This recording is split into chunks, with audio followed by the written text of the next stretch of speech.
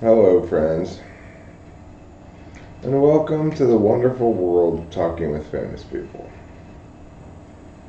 A place where this morning Eric tries to grow up. Oh, sure, it's asking a lot of him. He's not very good at growing up.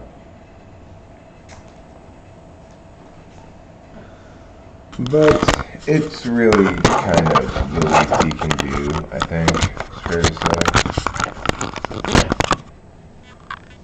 Just stop complaining so much when he's so lucky.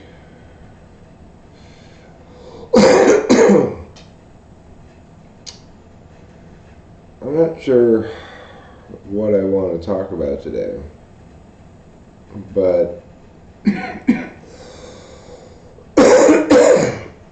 you know, unavoidably,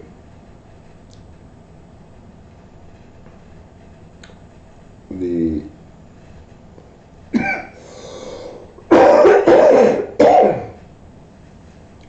the troubling reality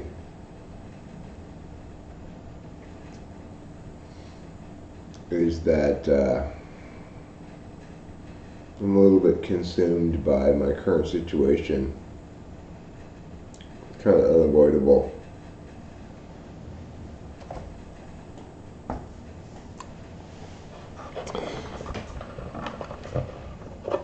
It's just a matter of the fact that I'm so intentionally poorly equipped to deal with this kind of situation. But, I just Googled it, and this house still isn't listed, but it's supposed to be listed sometime today, so fingers crossed nothing goes wrong with that.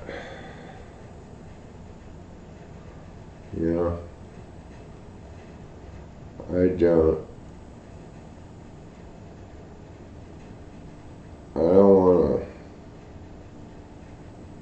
to have any problems. But if I do, so it goes. We'll figure it out.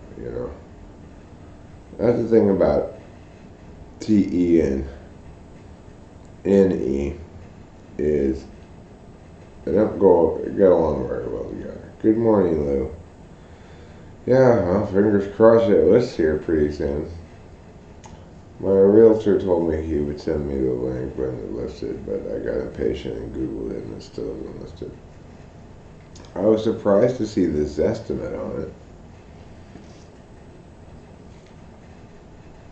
That's too high. We're not going to get that.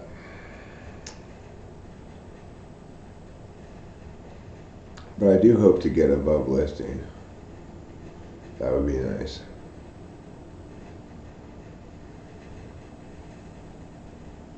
It seems possible.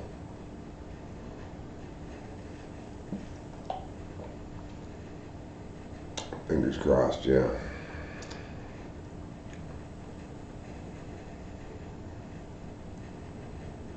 Fingers crossed. That's what you do when you want to make something you desire to happen come true. You cross your fingers. One thing I wanted to talk about, Lou? I'm glad you're here because you're somebody who knows about this topic and is interested in it. I wanted to discuss how I don't like aces in tarot and why. Why should be pretty obvious. I don't like aces in tarot because I already have enough new whatever, new feelings, new plans, new thoughts, new financial ideas or whatever. I already have plenty of those. So I don't like getting aces in my tarot reading.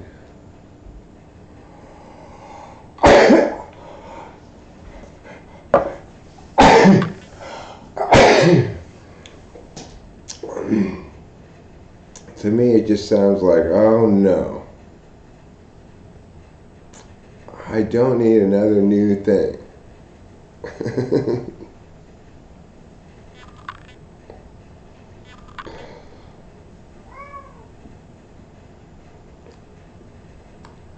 I don't know if they're supposed to be interpreted like this, but I see the page cards as the being a baby about that cards. Like, if you're Page of Cups, you're being a baby and throwing tantrums. If you're Page of Wands, you're being a baby at solving simple problems. Like, like I had, because there was a brief interval of time between us having I moved this kitchen trash can in here and us acquiring kitchen trash bags because we couldn't find them in the pod, of course. Um, we had filled the trash can just with trash without a bag in it. And then I'm in here in the kitchen trying to empty the trash can that doesn't have a bag into a bag. When what I should do is just go empty it into the trash can outside directly, like a sane human being. And I figured that out like part way as I was in the middle of starting to do it the dumb way, right? But that's Page of Wands right there. It's like I was being a baby about basic problem solving, task skills things. Page of Cups. I've been being Page of Cups for quite some time now, throwing tantrums. I don't like this.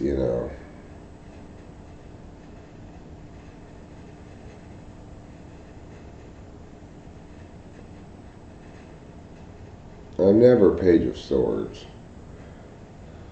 Well, maybe like right after my dad killed himself. But generally I'm not Page of Swords. Page of Pentacles means I'm wasting money. Having to navigate new things without experience. That's the sucky thing about being an SI type is you don't use intuition very well to know things.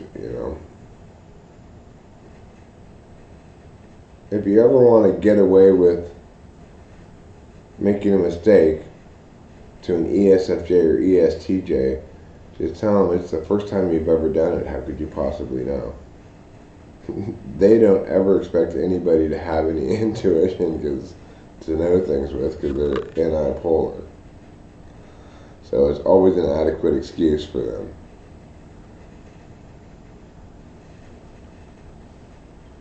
This coffee stirrer is now my ear poker.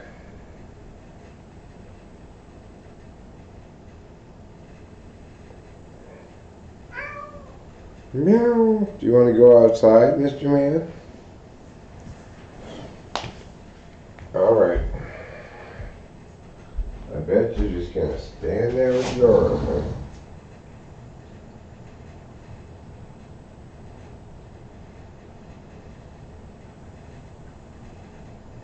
Well, go. Go on.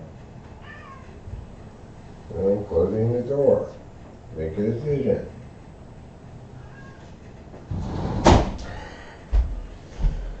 That cat.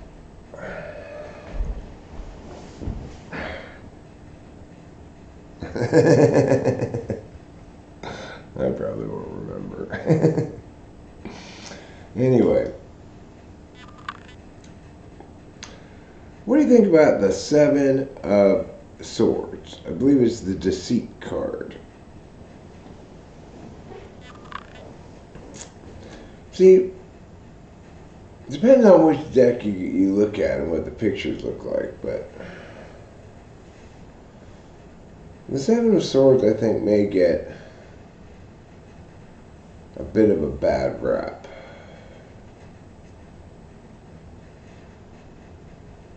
In general, deceit is bad. It's a form of dishonesty.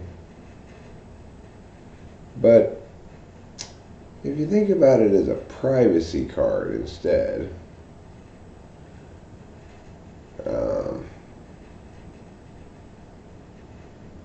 privacy is a form of deceit as well, in that you are denying relevant information to other people, right?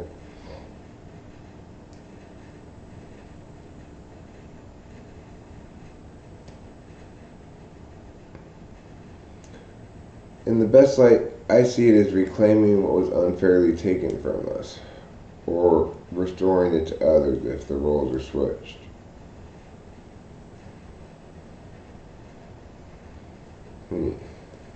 Interesting. Interesting. But you know,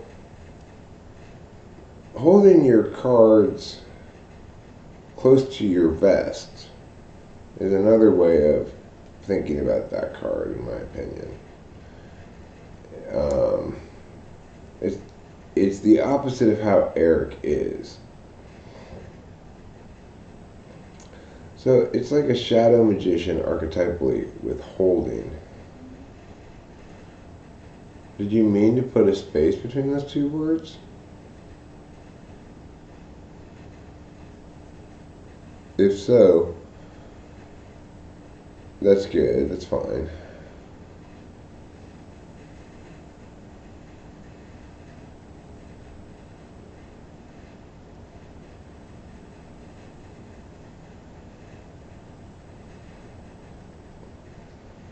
Toys R Us had to grow up and go out of business.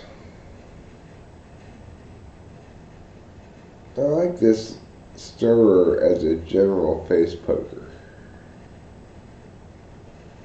Face and ear poker. It's good.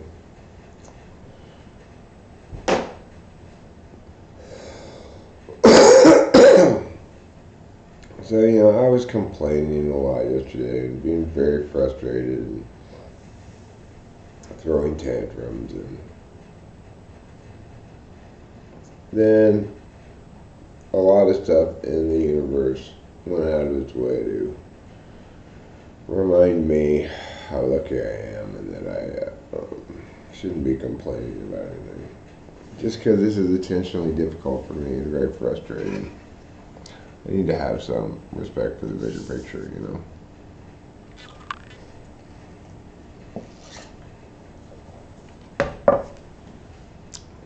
And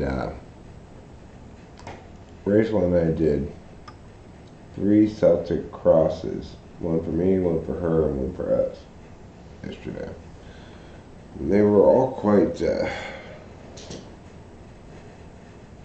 spot on. It can also be seen as a need to pay attention to those things that may rob us of our agency, autonomy, or to watch we don't do that to others.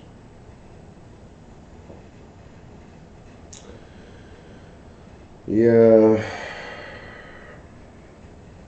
I have mixed feelings about the whole Janet thing.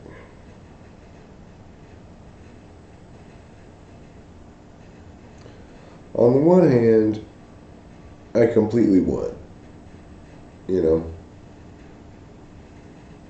I validated the general rule, don't fuck with Eric.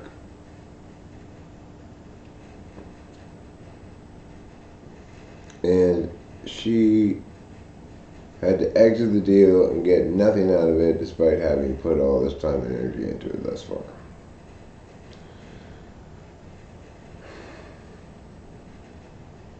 And of course, I'm not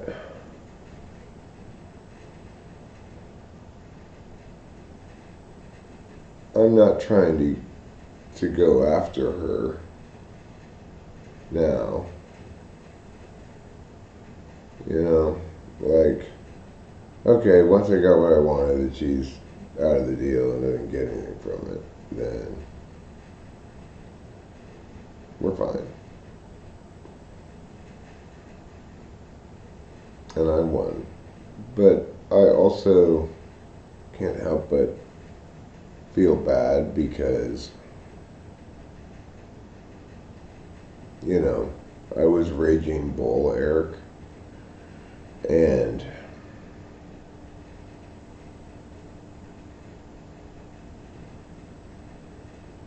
I never like how I feel after having to put on the swaggering bully outfit.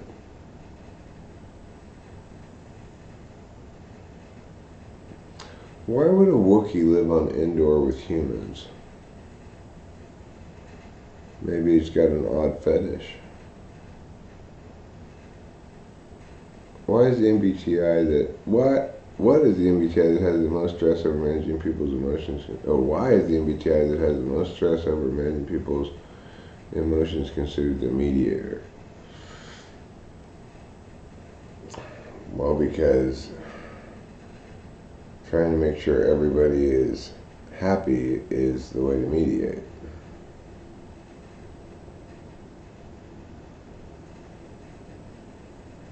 But that thing you said, to watch that we don't do that to others. Well, she tried to do that to me, and from my interpretation of things. And then I did that to her.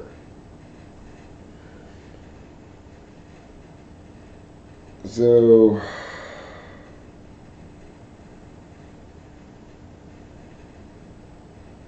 mediation is not getting things done. Mediation is trying to restore an equilibrium of non-conflict to a situation.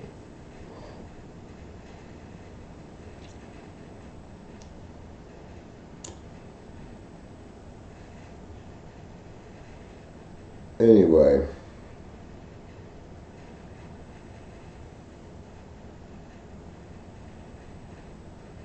I feel bad, even though I also feel right.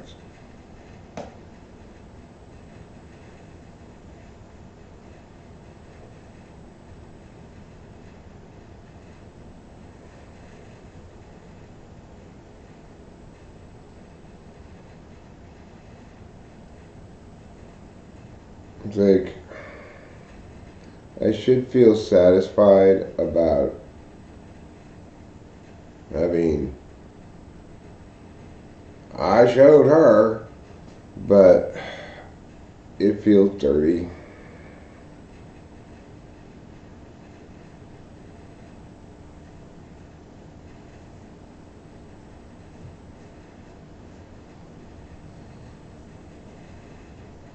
Like, there was no mediation in that process. Well, there was an intermediary, Dean, but it was me handing out ultimatums and her obeying. But it's because she fucked up, but I mean, still.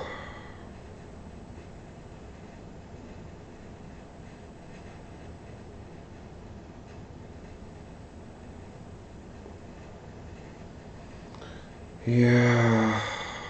But the thing is, Jeremiah Fix, she's anti-polar, and she probably thought she was trying to solve our problem. We wanted to get out of here fast.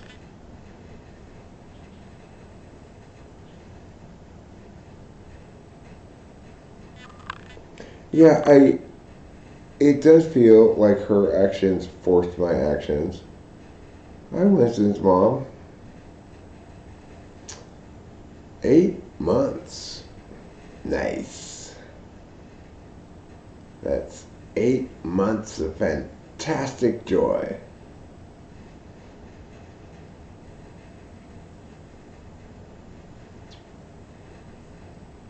Yeah, but I've also come to realize, Lou, that real estate is an area where there's very little TI involved. It's all about making the deal, you know? And my being appalled by that is correct, but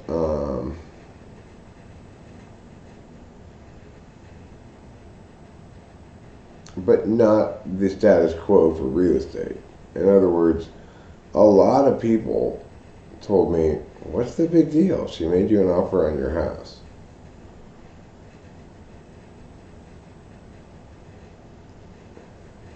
And my point is, she's not supposed to buy my house, she's supposed to sell my house. Which is a very TI objection, right? Like, to me, it seems like a conflict of interest. Other people are like, well, let's just get a deal done that satisfies everybody. Well, there's no deal getting done that's going to satisfy me that involves what I perceive as a conflict of interest. It's like, it doesn't matter at all if she's right or wrong about her predictions about what we're going to be able to get for this house.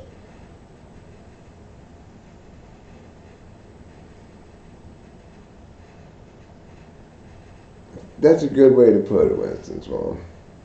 The point is that she does not allow anyone else to offer more by sliding under the listing and offering you something, and that is unethical at best. Yeah, well, she's an ESTJ, Jeremiah thinks. She's got fourth slot FI and NI polar.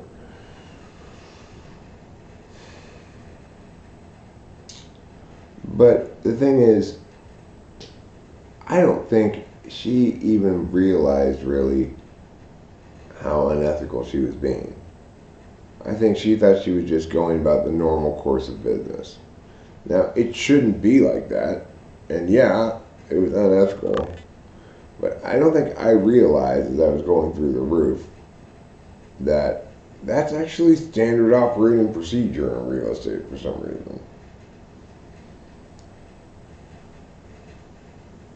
So, I don't know. I guess I feel bad because, I mean, I guarantee you, she had zero idea that that was coming. Because when she first introduced the idea of possibly buying the house, I was thinking about practical things like, well, it gets out of here faster, blah, blah, blah, blah. And I was like, yeah, let's think about it. Maybe, probably we'll say yes. And then, when I thought about it, I got madder and madder and madder, And then it was just all, then I called Dean and said, here are her options. Meow, meow, meow. And here's why. Meow, meow, meow, meow, meow.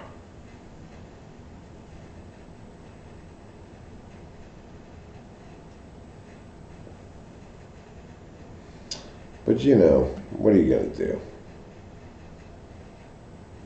I don't know. I think I dealt with it fine. It's not like I'm being spiteful and trying to get her after she's out of the deal.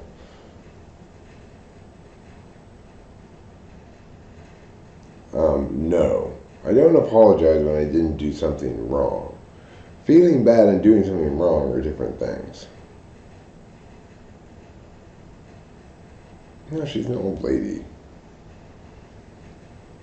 I mean, you know how Asian people don't age, but Asian people don't age. They just get smaller until they disappear finally.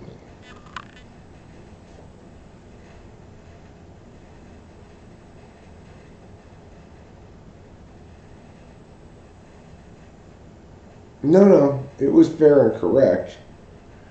It was just unfortunate that the reality is such that real estate's so fucked up that it wasn't reasonable of me, I guess, to expect her to know how unethical that was or something. But my response was definitely right and correct. It's just, I didn't know that real estate was that fucked up.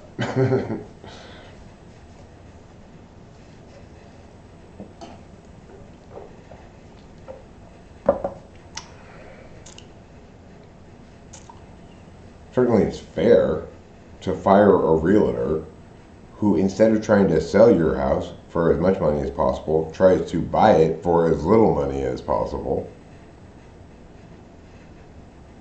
Even though the former is her job and the latter is not.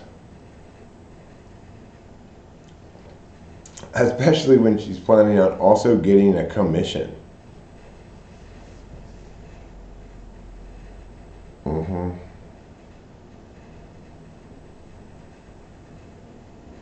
So maybe my anger response was fair and correct. But even when it is fair, correct, just, and the thing you even must do, I don't like scaring and punishing people. It's not something I enjoy. It doesn't mean it's not the right thing to do sometimes. In fact, the only right thing to do sometimes.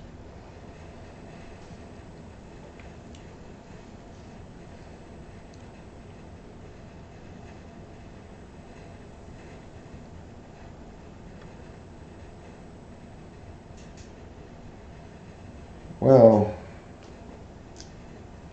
it's real estate rather than objects you own.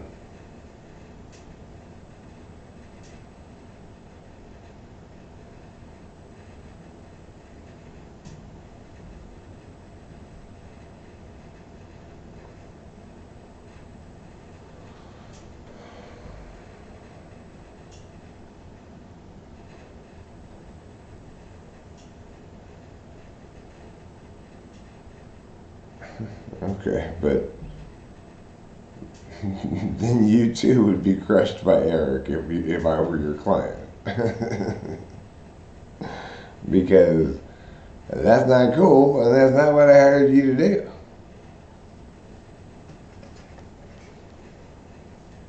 You can't come into my house and tell me before the house has been listed for one day that you know for a fact that the least that we've confided in you that we're willing to accept is the most we're going to get, and we're going to get it from you. I don't think so.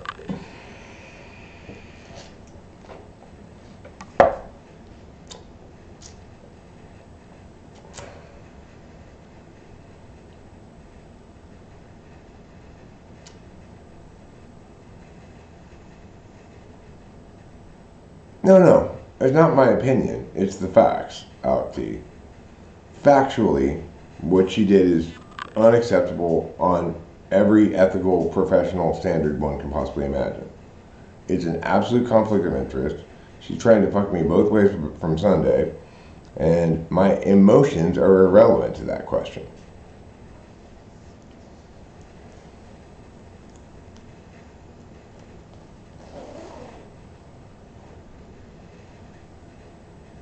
It's not my opinion that what she did was unethical. That's a straight up fact, right?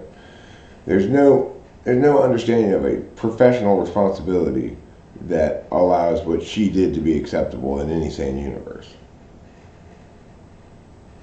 The good news is T-doms like ESTJs can whip my ass all up and down the block all day long until they fuck up in a way I can clearly articulate, in which case they're toast.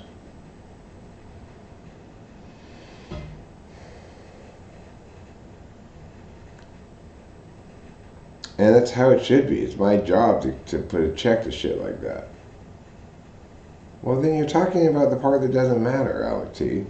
I was expressing that I kind of feel bad, but that's because I don't like having to go to war. That doesn't mean it's wrong to go to war. Sometimes you have to go to war and be the good guy. Sometimes you gotta go beat the Nazis, right? But it doesn't mean it's fun. It doesn't mean I like it. It doesn't mean it makes me feel good. It also doesn't mean I'm wrong.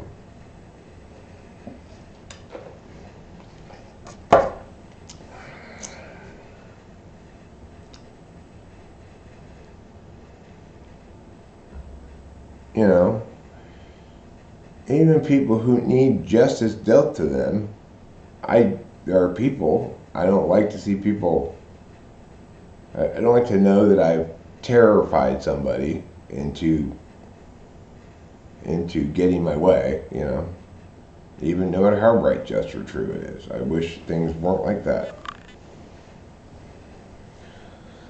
Because I hired her to sell my house for as much money as possible. Confided in her the minimum we would accept if it came down to it. Then she turned around and used that information to try to buy my house for the minimum we would accept, while concurrently telling us it was the most we could possibly get. before she ever even listed the house for one day.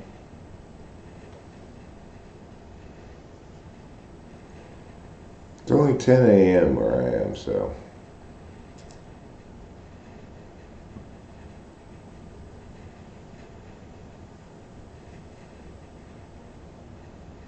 In other words, I'm treating her like my agent, namely confiding in her our weaknesses as a seller, that we want to get out of here fast and that, blah, blah, blah, blah, blah.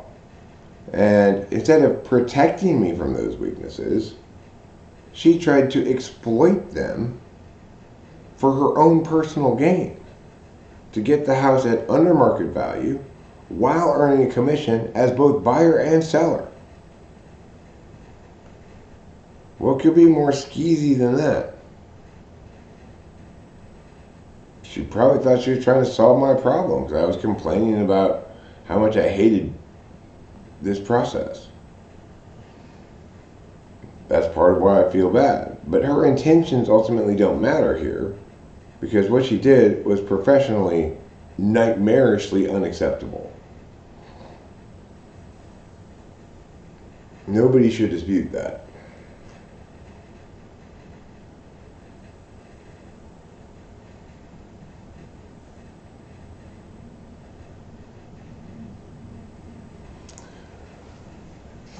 But no, I'm sure it's not her view of it. I think she thought she was trying to solve our problem and, win-win kind of a thing, right?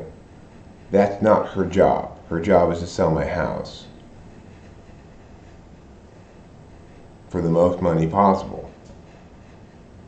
I never indicated anything to the contrary of that.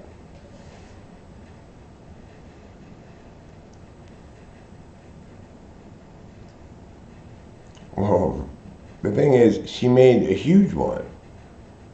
She committed what can only be called brazen professional misconduct.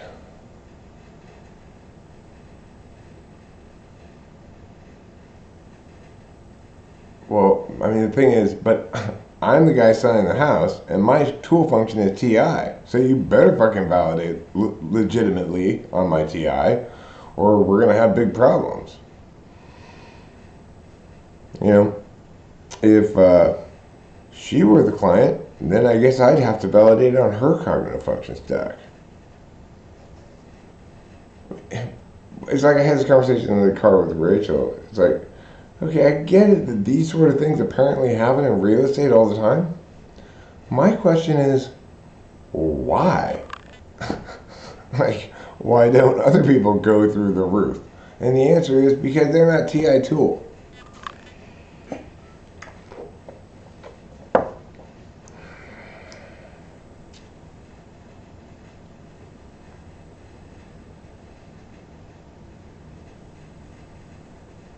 The point is, she's not doing the job I hired her to do, which is to sell my house for as most money as possible.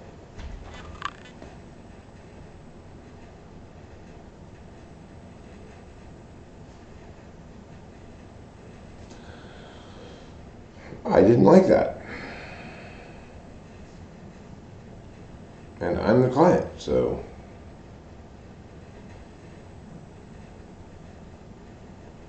and I got my way by freaking out and giving ultimatums and making threats and so forth, I mean, legal threats, not other kind of threats.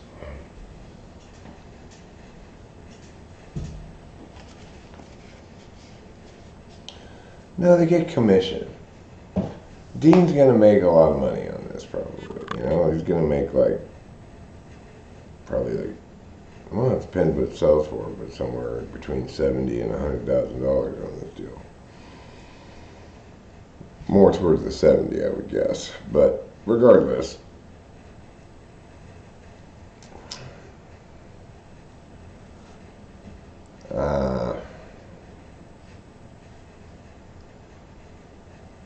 I bet Dean was probably pretty happy about the solution I insisted on, which was basically that Janet not get to make any money on this.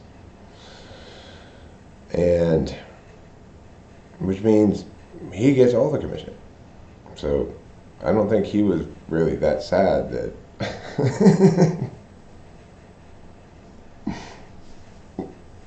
that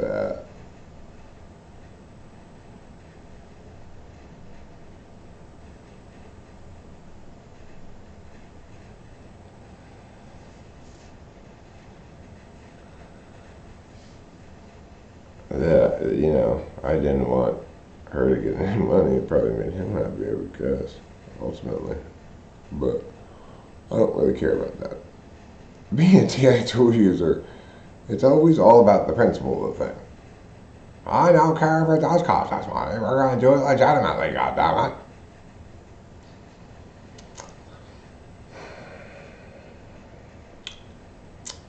It's a very cloudy day in Los Angeles today. I'm Winston's mom. I hear you've got severe thunderstorms heading your way. Be careful out there.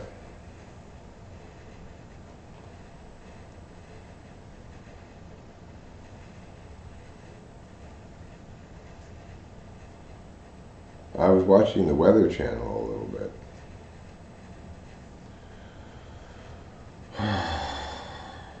Rachel and I just had kind of a really sad night last night because we were watching that Monday Night Football game. Talk about the universe reminding you that you don't have anything to complain about, you know. Rachel burst into tears.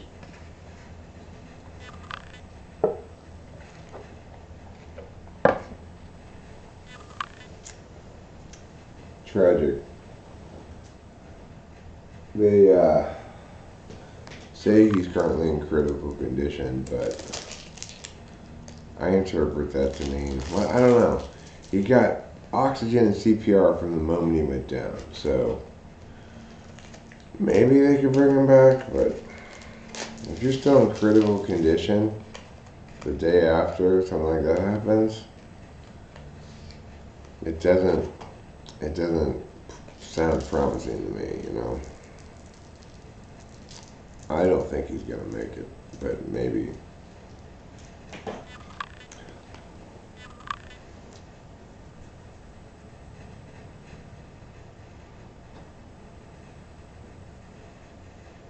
No, I'm not paying attention to that right now.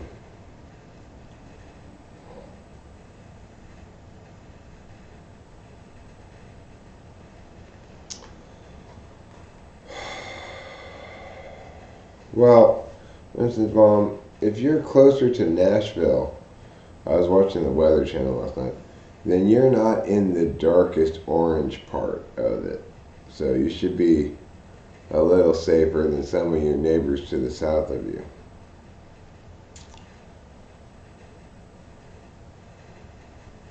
Oh no, he's never gonna play football again. I don't think so.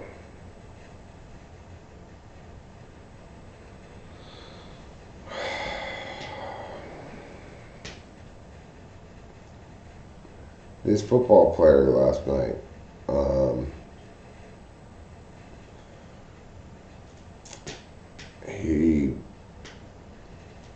more or less, he died during the football game. He tackled this guy and then he got up and then he fell over and had a massive coronary, you know, and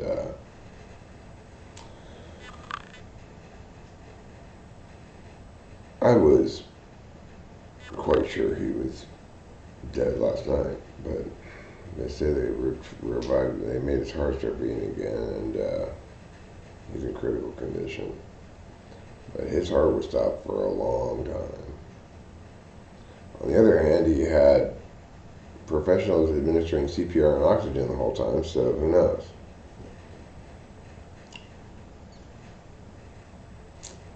But yeah, talk about awful.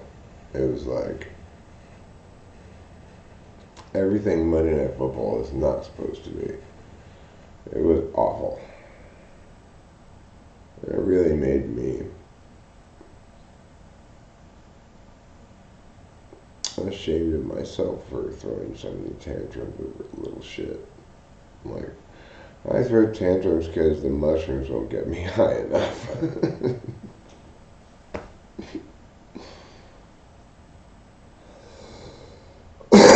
No, it had nothing to do with that Jeremiah fix.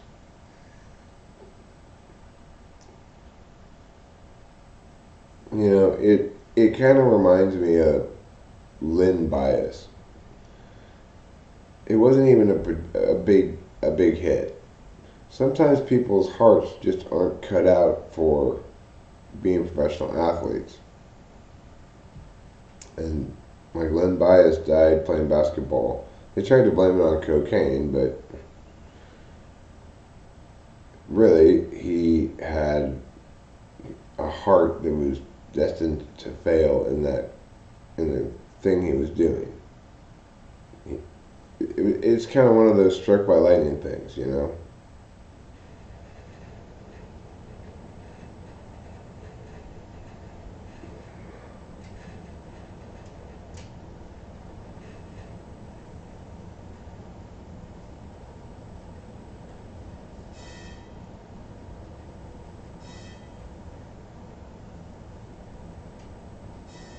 I thought he played while playing basketball. I thought he died on the court while playing basketball. Am I remembering it wrong? I might be remembering it wrong, but that's what I thought. I thought he died on the court playing basketball.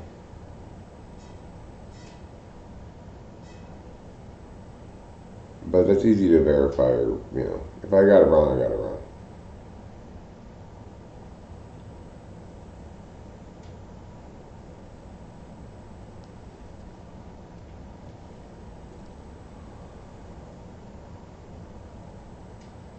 Oh, well, if you want to resolve it, Google it. I'm not sure.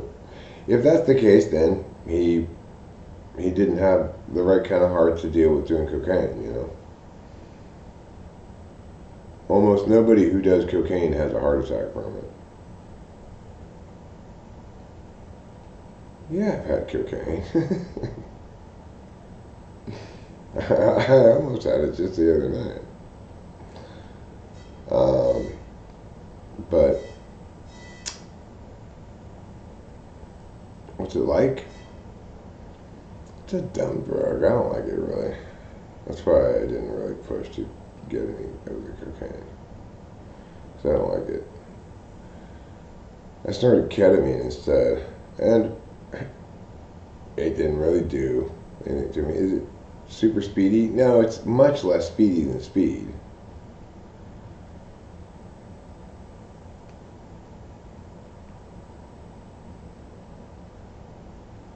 But, you know, if at any point someone were to offer me a rail of cocaine, obviously I'd do it.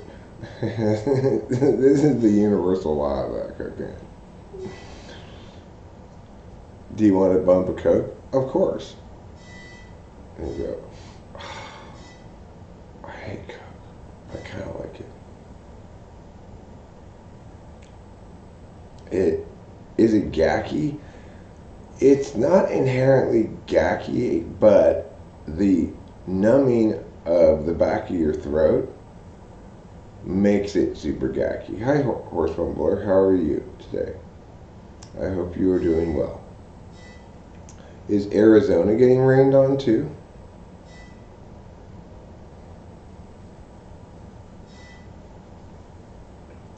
So yeah, I did a bump of ketamine last night, not last night, a couple nights ago, and it's part of that weird night where I couldn't get high on drugs. strange phenomenon. Like, it's like I just kept putting more drugs in me, and I was just not getting high. It was crazy. Never experienced anything like it.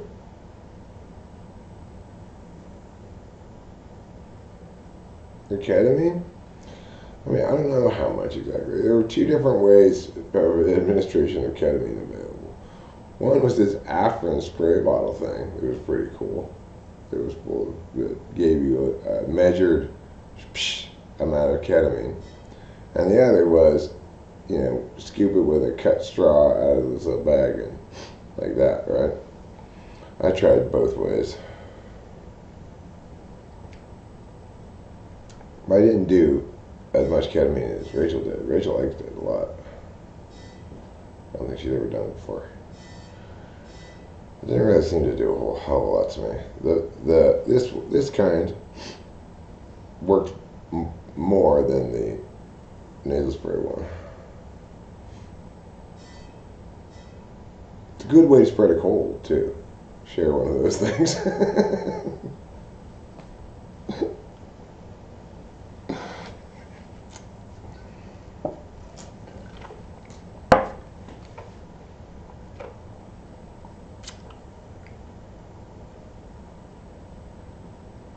Well, that's just one that's one way you could get it. If you're good at getting drugs off the dark web, you can get all kinds of things. Basically anything you want. If you've got the right kind of crypto, the right kind of encryption, and know what you're doing, you can get whatever you want safely delivered to your house, strangely. But I'm much too lazy to make that happen for me. Oh, Mr. Man Kitty. Mr. Man Kitty Man. Wonderful man of kitty. Wonderful kitty of men.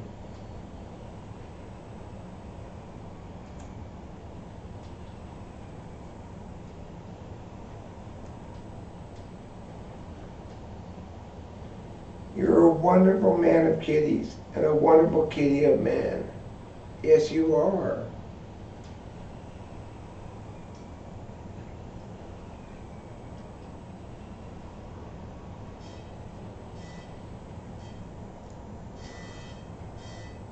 I gotta make it a pee-pee. What's my penis?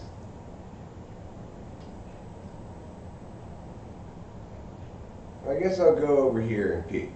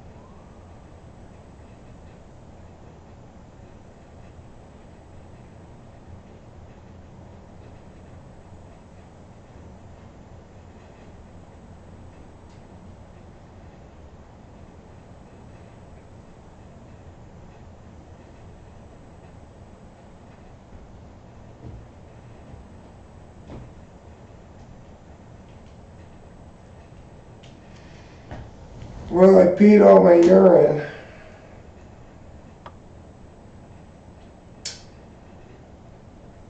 I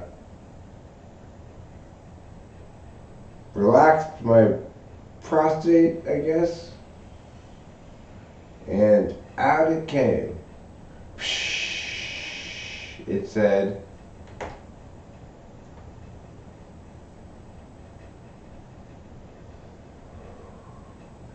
an exciting time was had by all.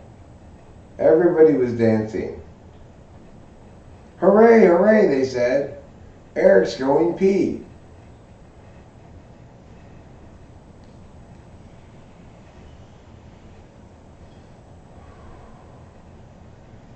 Then the excitement grew to a fevered pitch, and a great bonfire was started, and little devils were dancing all around.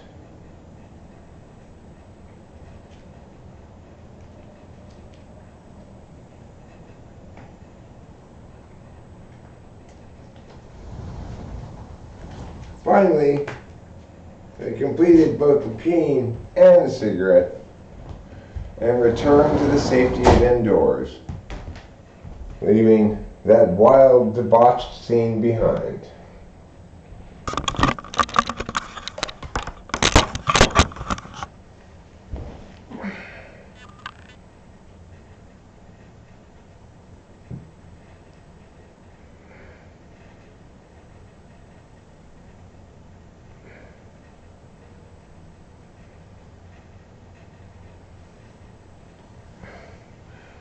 Coke's ratio is quite low. Yeah. Oh, good.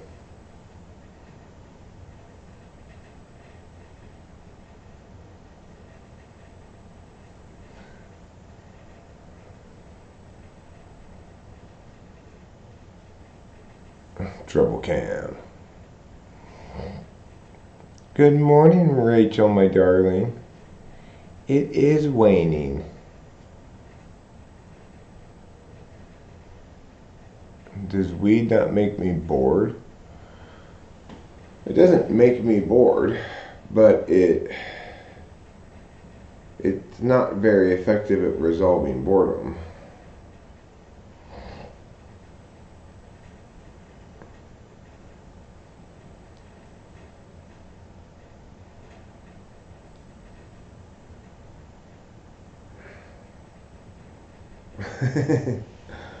Their sister hired a pet psychic to tell her why her cat meows when she sneezes. That's a good use of money.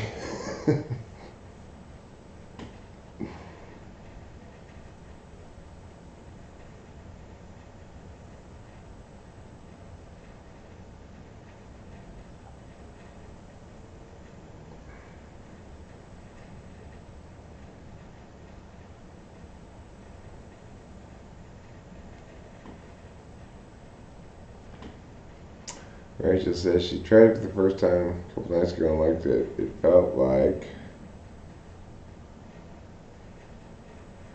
all my troubles went away. I had a pleasant experience.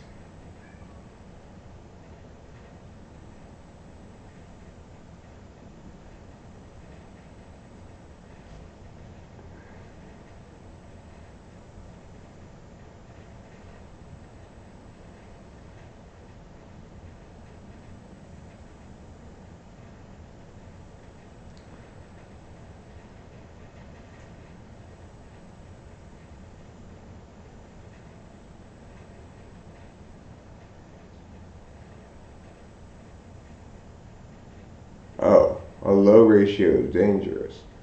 So Tylenol is particularly bad about what you're talking about there. Tylenol has a low ratio between effective and fatal dose, or a low distance between that. You know, it's you can take 2 of them and you're perfectly fine. Take 10 of them, you're in big trouble. You know. Coke's not as bad as Tylenol. Most things aren't.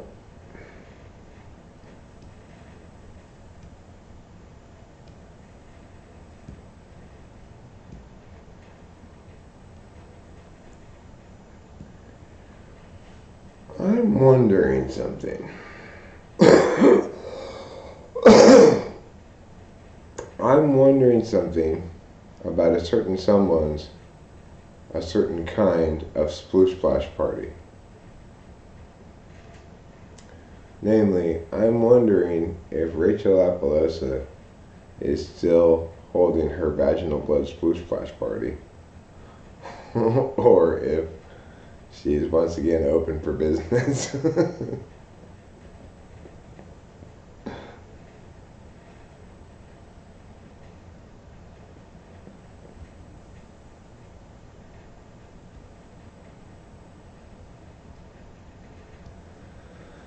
will resume doing them when I'm done with this move.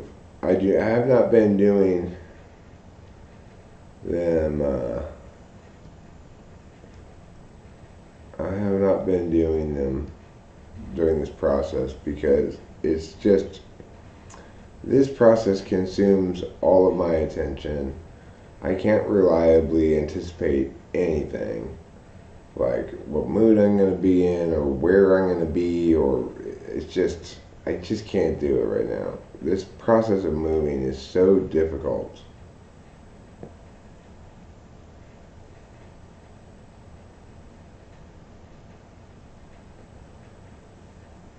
It's probably the most succinct way in which you need to be asked that question. How do I personally improve your understanding of typology? Well, I have to experience new things that inform aspects of my existing understanding. So lately I feel like I've come to understand INFPs better because I had a long conversation with an INFP the other night, and I feel like I get what their unique specialty is better than I did before. And I understand some more about how they have potential in areas that other people don't, even though they've got so little actualization of things, you know.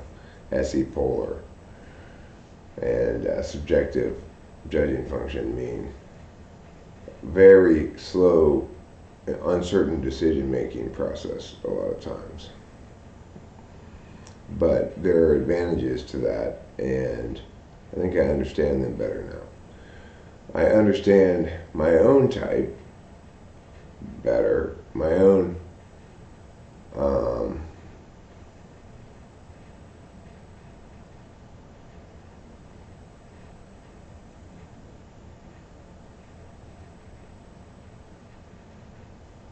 that makes sense, Horse Mumbler. So, like, as I was saying to Rachel last night, I feel like I've become a bit of an expert lately on frustration. What I was really saying is, oh, I'm coming to understand how my FI polar has played a role in my failing to draw distinctions meaningfully about emotions in the frustration department. Like last night, I was saying to Rachel, okay, so I'm going outside here to smoke a cigarette, and I left my non-alcoholic beer right here. So I just walked back in here and got it. I said, okay, so this isn't frustrating. But if I had walked out to the car, left the beer on top of the car, come out here and smoke a cigarette, and then have to go back and get the beer from on top of the car, that's frustrating. To me, this is like eye-opening insight, right? Because I'm FI polar, having insight into the emotion of frustration is informative to me about what it means to be FI polar. I have another example now of how an FI polar person might take 50 years to think about what qualifies as frustration and what qualifies as actually frustrating versus just you're just being a baby, you know. It takes me 51 years for me to think about that subject, and it's only because of cognitive functions really that I do, you know, that I think about it meaningfully. Without the lexicon that cognitive functions provide, I'd have no language with which to meaningfully think about it. And since I'm FI polar, I need everything to convert into language. So that's how I grow my knowledge of cognitive functions. Most usefully, I gather additional examples that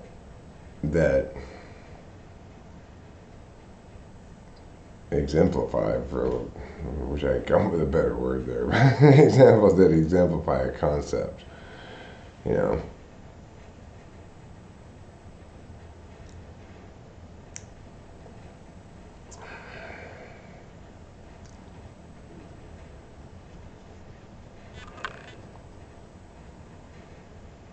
They're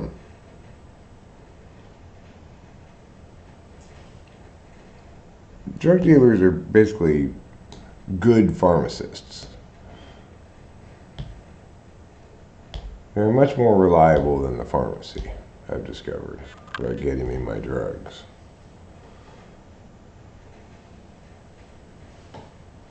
Speaking of which, CVS, why will you not get the message? So, this time,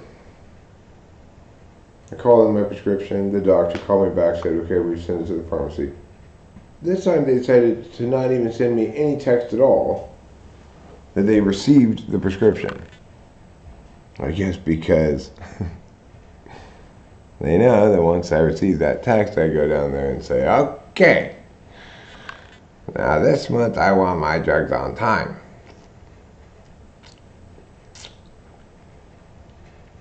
But they are still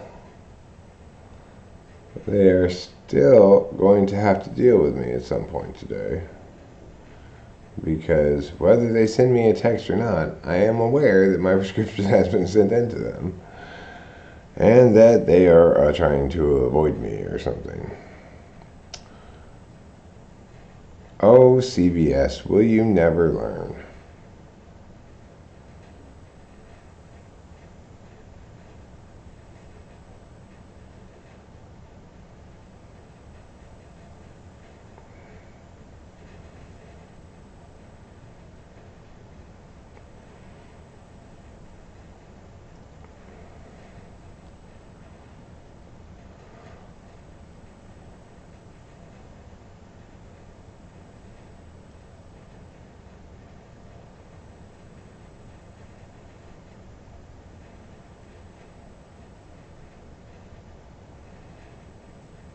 I can tell you the answer of the crime rates plunging.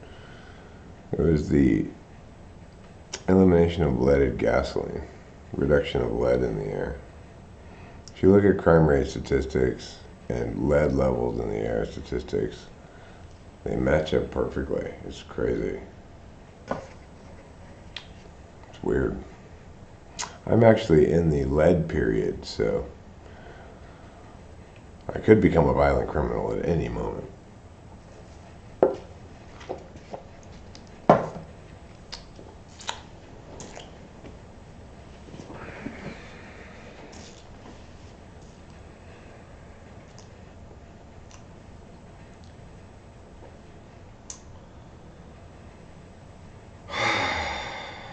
So I don't really know what's going to happen today, what we're going to do, or whatever.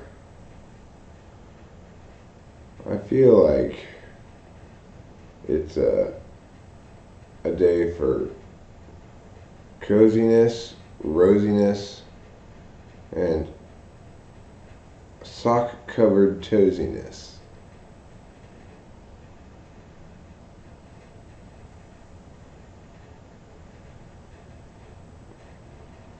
Coke and opiates and many other stimulants are really dangerous. Psychedelics, on the other hand, tend to have very high LD50 ratios. Some are so high they've yet to be found. Yeah, well, I mostly just do psychedelics and Adderall. But what's interesting, horse mumbler, is to remember the following thing. If you're on an SSRI and you smoke a bunch of DMT, you can get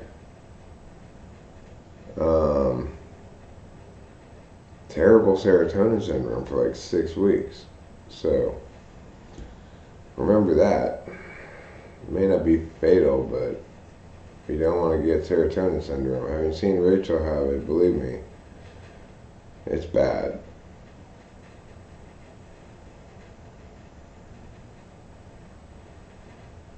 Red internet, what are you doing? Okay, now you're green again. My internet briefly turned red. No, I've never talked to DMT entities. And Yes, I'm smoking good DMT, and yes, I'm smoking plenty of it. Okay? I don't know why it doesn't seem to work like that on me.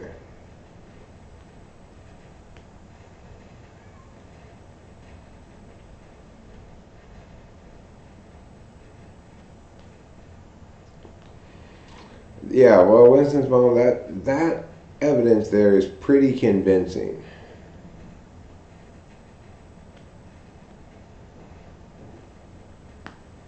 Carlos Paiva, I've tried it every which way but Sunday, okay? I've gotten extremely DMT'd out. I just don't encounter these entities that people talk about.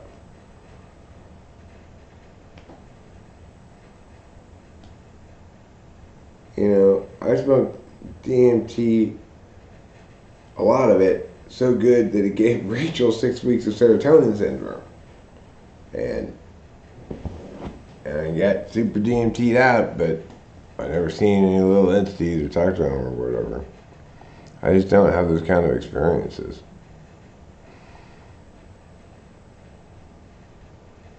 Like, by far the hardest I tripped recently was when I combined mescaline and mushrooms.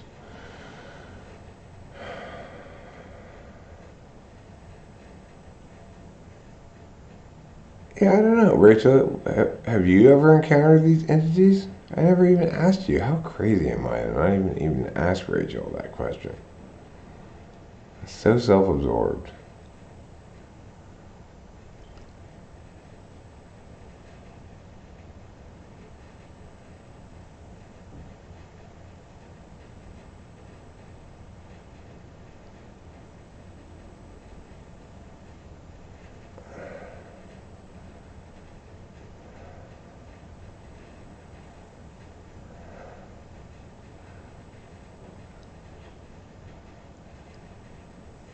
Yeah, I'm curious, Rachel, about what you have to say about that.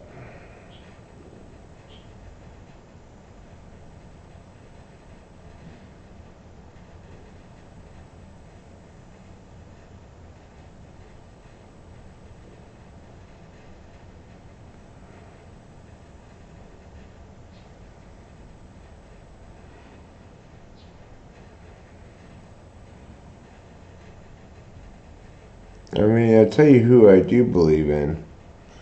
The mushroom gods. Never spoken to them directly, but it's pretty clear they exist, and they they're selfish gods, the mushroom gods. Selfish and spiteful. You know, like when I was yelling at the mushrooms the other day for just making me baby trip. All of a sudden I had to puke. I can't even yell at you. Can't yell at the mushrooms? Okay.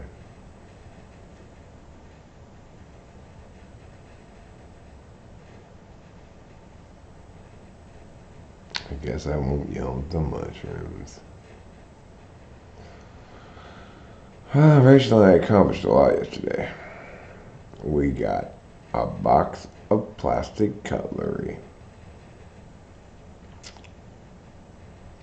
We got our forks. We got some spoons. We got some knives. It is now possible for us to both cook and eat frozen dinners. And I'm feeling pretty good about that. I'm feeling like, hey, big guy, you're really moving things along here. I was so responsible this morning, I drove to get coffee rather than door dashing it. Hooray for me. I also considered the possibility of getting a coffee maker, even if it's just for a couple of weeks. It would probably save us money rather than getting coffee every day at Pete's.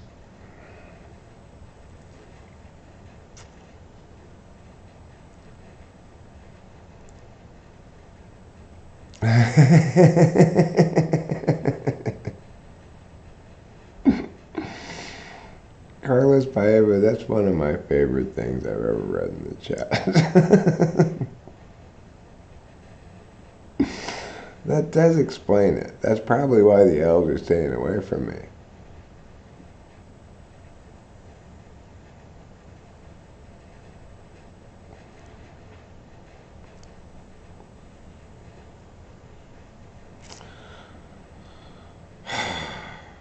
Thanks, Horse Mumbler. Here, I think there's one corner of your blanket that's not wet yet. Let me pour some water on it for you.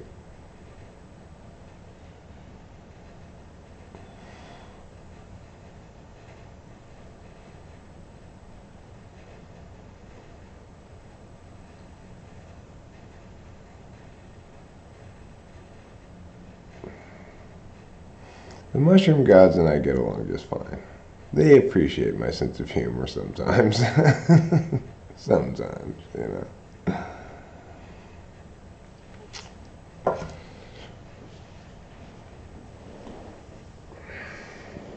We have an ongoing relationship, the mushroom gods and I.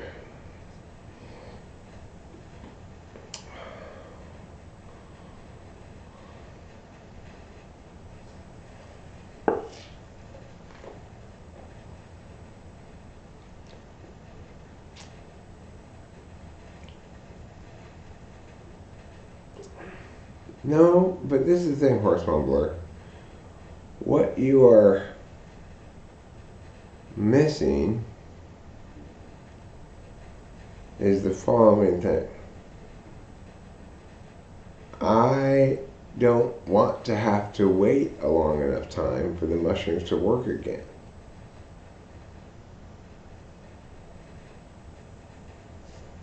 Have you thought about that?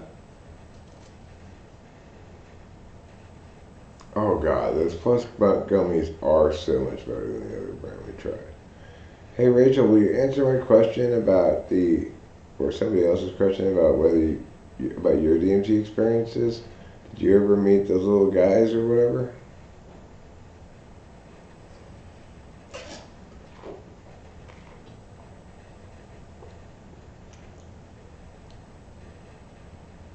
But yeah, I highly recommend these plus gummies. Rachel and I both ate a couple of tens worth of them last night. I ate 100 milligrams and it was like, it didn't really do much to me for a bit. And then I just said, if I could eat another whole 100 milligrams. We both had 200 milligrams. That's as high as I've been in a long time without feeling at all sick or gross. That's the thing about those plus gummies.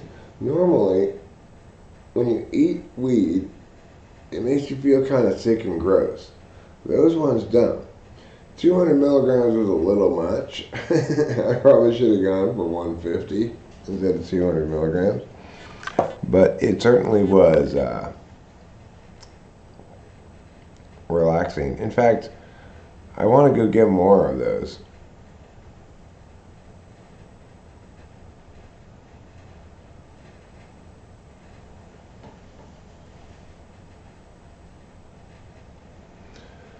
Lucy in the sky with diamonds.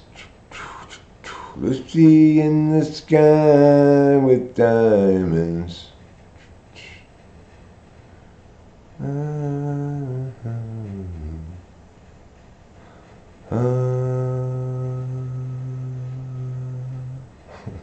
I don't want lessons in intertemporal bargaining.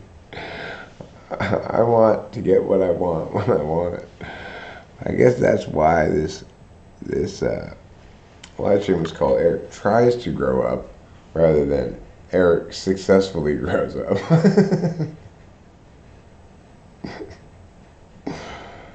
You know.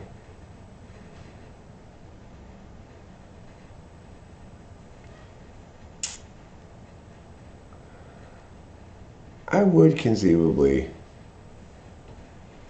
take acid, I guess. If it's not too strong. If I could be confident that it's not too strong, I'd take it. But you know, it's like with acid, you never know, right? You just never really know until you've taken it. I don't like that aspect of it.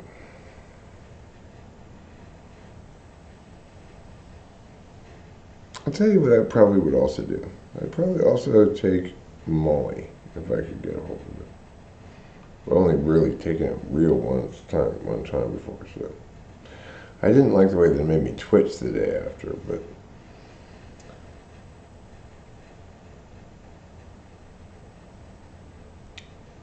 I'd probably take it.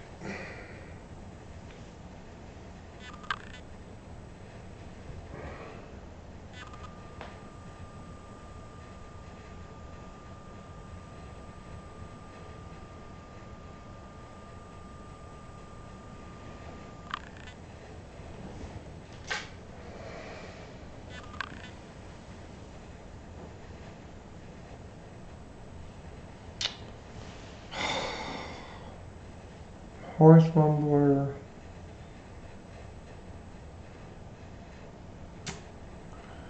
You're proving my point. The reason people don't listen to me is that I'm telling them things they don't want to hear. I'm listening to you even though you're telling me things I don't want to hear, but I'm feeling the resistance. So I kind of get how come other people don't listen to me when I tell them things they don't want to hear. No, there's not a difference between Molly and ecstasy, except that Molly is what the kids call it nowadays, you know. And I want to be cool and hip and up to the moment, so I'm going to call it Molly as well. I used to call it ecstasy, and then it turned out only old men call it ecstasy anymore, so now I call it Molly.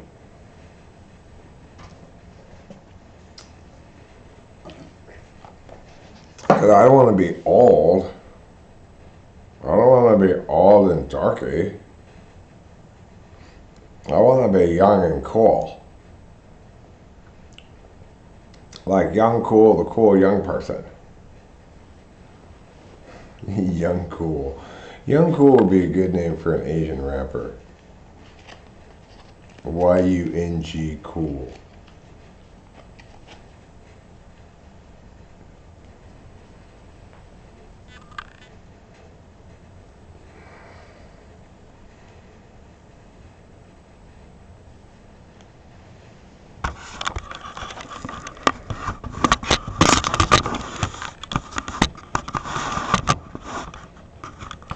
I think that Meow Meow Ditch is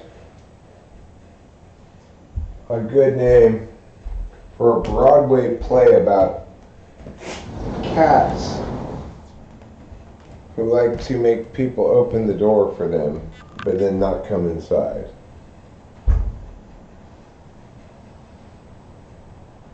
It would be a really moving performance that drives audiences wild with ecstasy.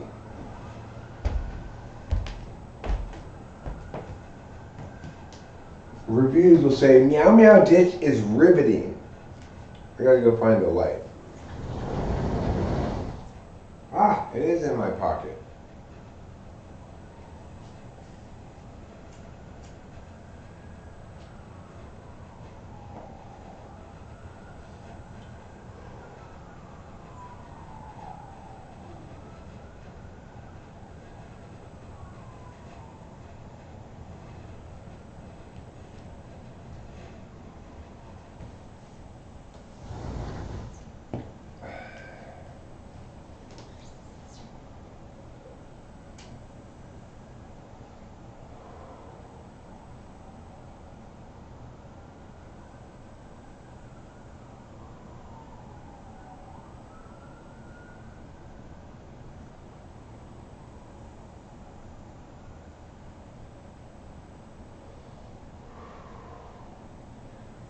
It's gonna be nice to get away from all these sirens and helicopter sounds all the time. You know, we're not that far from the fire station.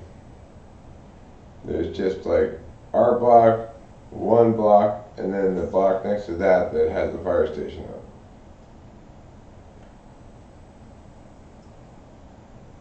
So we get a lot of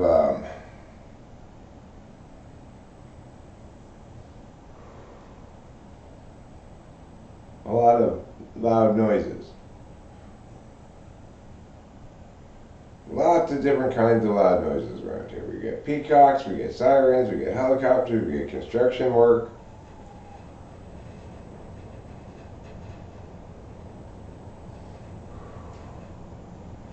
We get the sound of like drag racing cars from the parking lot of the racetrack over there, because they have this weird like race your car around activity thing you can do.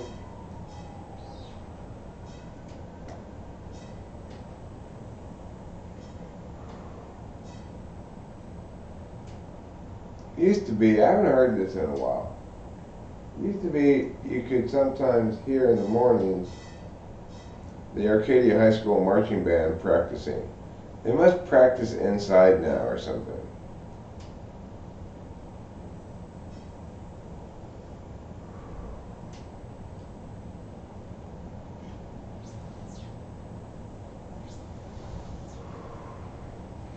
There also used to be on the first Wednesday of every month air raid siren testing. They stopped that I don't know how long ago, but when I was a kid it was first Wednesday of every month you'd hear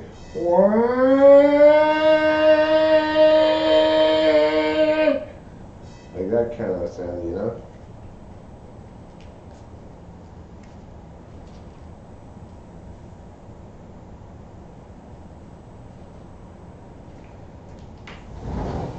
I wonder when they stopped doing that.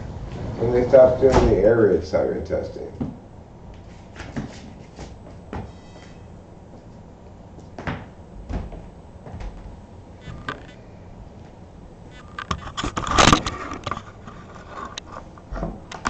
I mean, the funny thing is, we had, no, I wasn't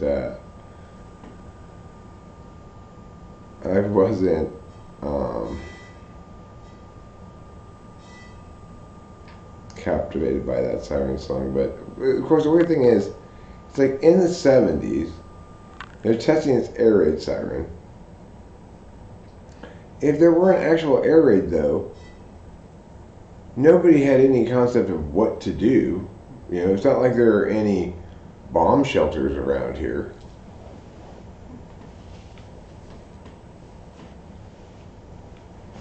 An octopus has 8 hindbrains? Well, good for it. I've got 40 hindbrains. They're all in my cock. Poorly named. They should be called front brains, but they're called hindbrains.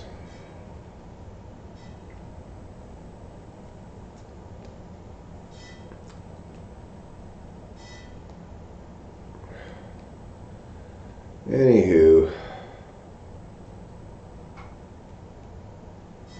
I think I'm ready to go get more gummies. Rachel, what do you think about that? Today is such a chill day, I don't even want to do anything except just lie around the house.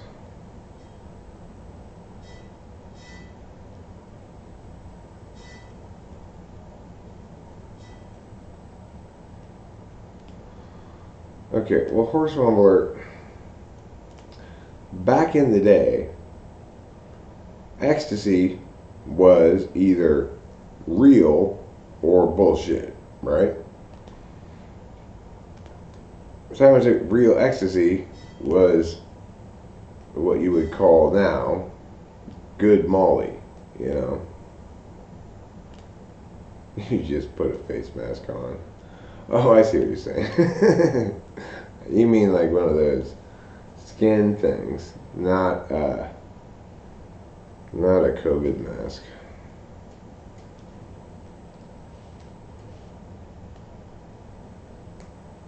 Yes, I've seen the show Flipper. That was one of the shows that was in reruns when I was a kid. I'd watch it when I was at my grandma's house.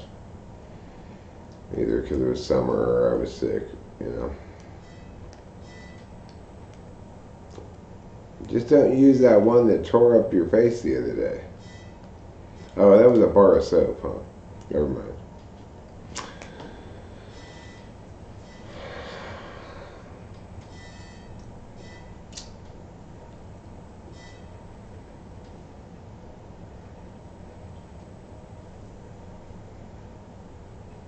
Well, nobody calls it ecstasy anymore. Everybody calls it Molly.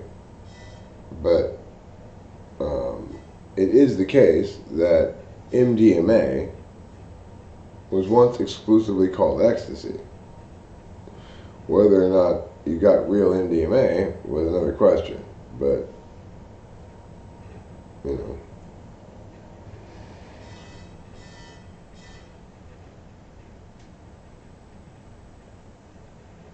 Right, but there wasn't a word before for purity guaranteed. It was just ecstasy. Sometimes you got pure ecstasy and sometimes you didn't, right? There wasn't a word then for an alternative to that.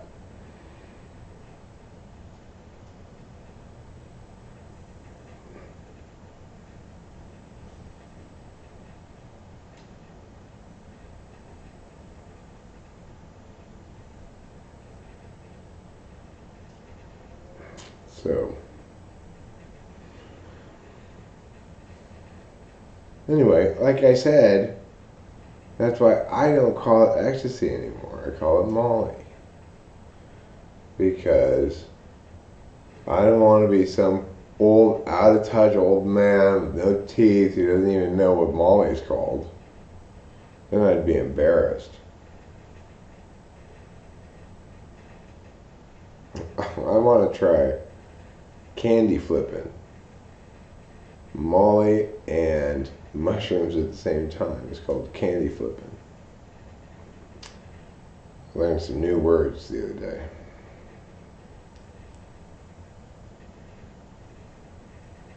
Take your time, my darling. My precious, perfect angel. You take your sweet time.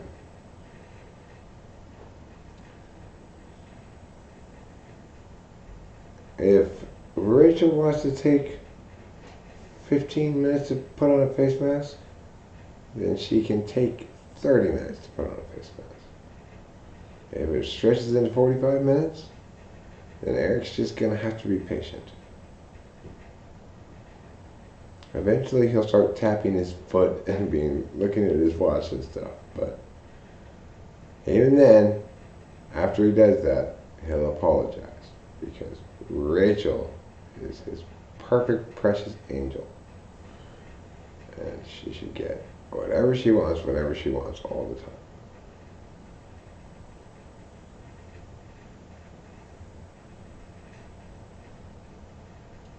Okay, but nobody was selling MDMA. Everybody sold ecstasy back in the day.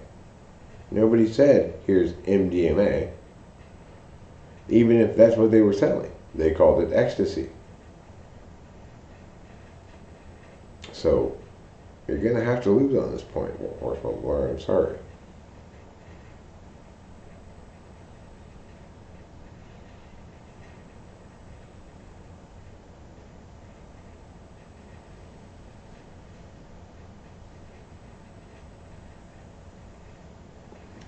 H2O.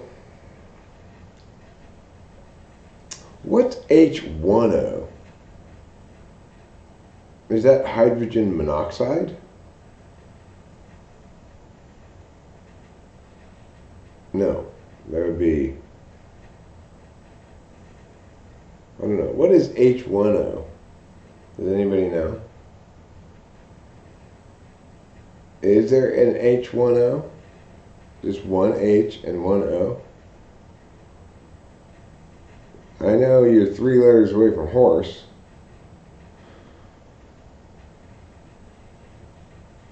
It doesn't exist. There's no H1O. Is there H3O?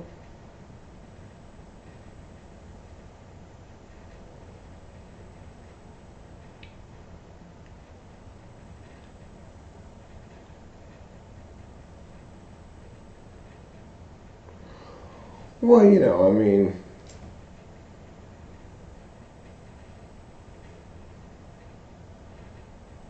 that's not true, though, horse mumbler. I was getting it from somebody who was was actually a scene reporter for the rave scene for Herb magazine. Talk about inside connections to the best available stuff.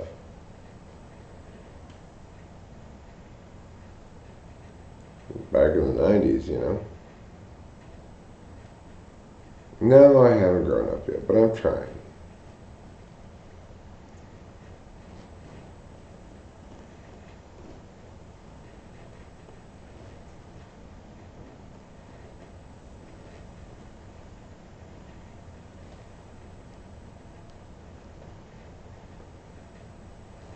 Hydrogen monoxide is OH. What's hydrogen peroxide?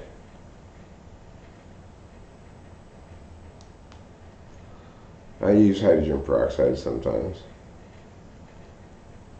Does anybody know what it is? What its letters and numbers are? H2O2? Huh. 2 hydrogens and 2 oxygens, huh? That extra hydrogen atom is what makes it fizzy.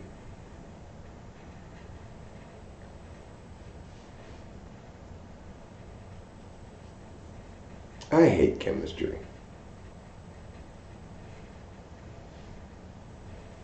I mean, I appreciate it, but I don't like having to understand it at all.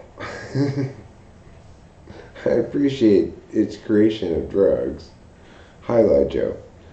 But I don't want to know anything about it. It's too boring.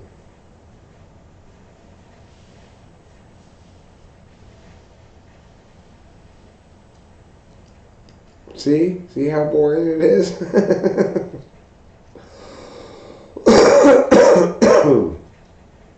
Just look at what Winston's mom just put there. That's how boring chemistry is.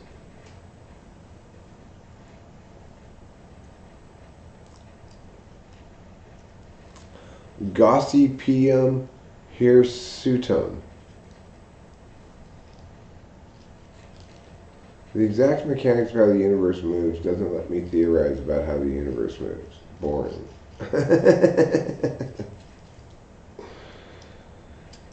No, it does let you theorize about it, but it's mostly illusory intellectual work.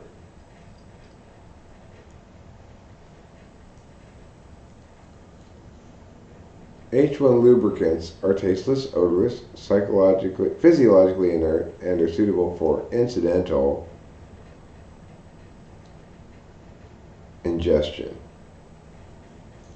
I bet. I'm going to guess it's ingestion. Anybody else want to guess what comes after incidental?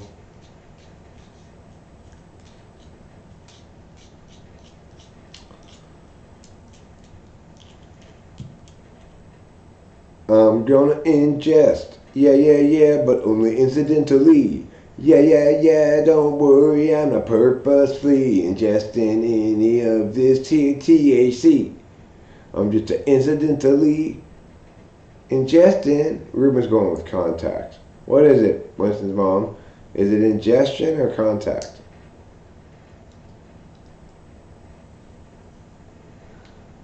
I guess you wouldn't really be likely to incidentally ingest something. I think Ruben's probably right. I bet it's contact.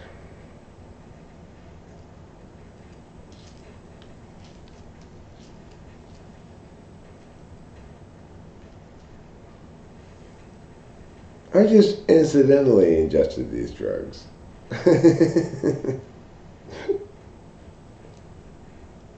It just happened to me. I don't know.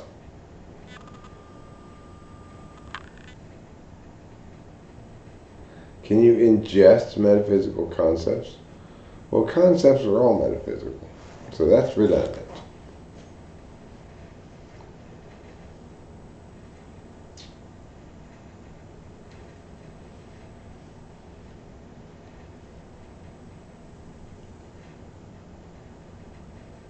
No, you have many concepts about physicality. All the concepts are metaphysical, though.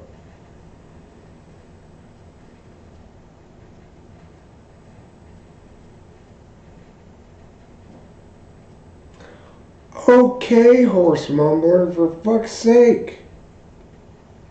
I'm sure there were some people in the 90s who sold MDMA as MDMA, and I have no doubt, horse mumbler, that they could be totally trusted that it was actually MDMA, whereas those dealers in the 90s who said it was ecstasy could not be trusted.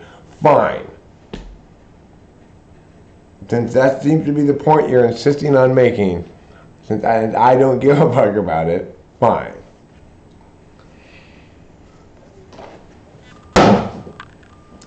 Satisfied?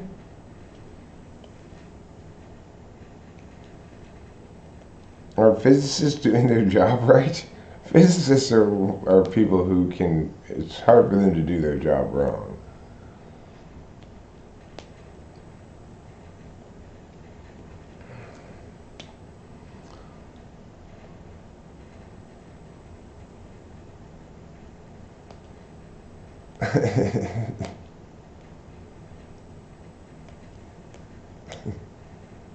I know that, boy, Klaus. That's what I was saying before. I understand why people don't listen to me, because I'm telling them things they don't want to hear.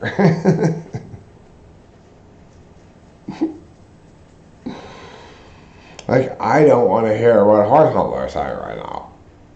Hi, I'm trying to be right. Will you stop telling me I'm wrong?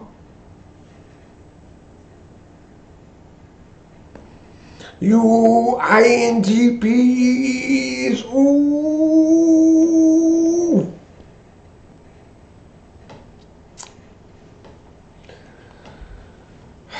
That's all you can say about them. Just shake your fists and say, ooh. People could be logical and fallacious and get things wrong, but more important thing to remember is that they can be illogical and fallacious and still get things right. Rachel does it all the time. She doesn't use what anybody would call good reasoning for her conclusions, but she's almost always right. That's called intuition. That's the power of intuition. Okay, horse mumbler, lots of people ended up dying because I didn't call it the right word.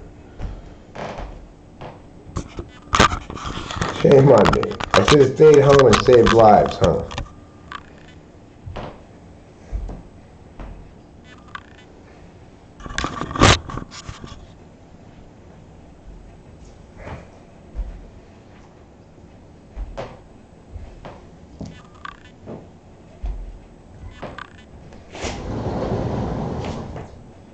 My nomenclatural failings are responsible for an epidemic of ecstasy-related deaths.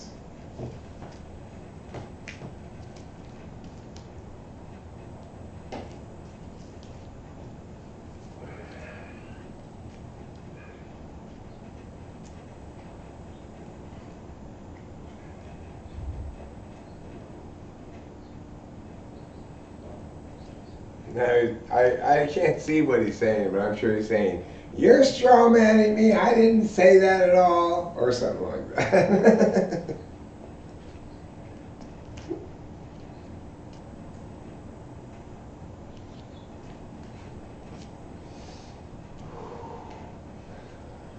I know you didn't say that, horse mumbler.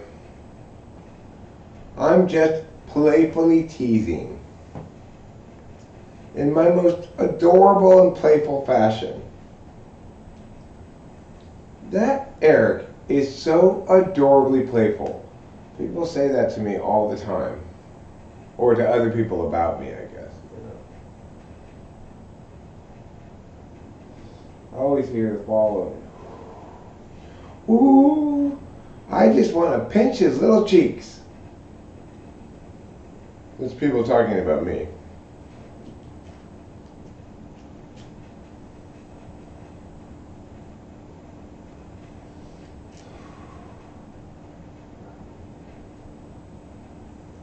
And I tell them, okay, but just one pinch.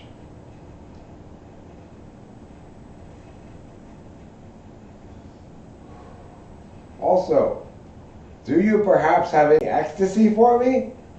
Oops. Oh no! I said it wrong. Oh my God. What am I doing?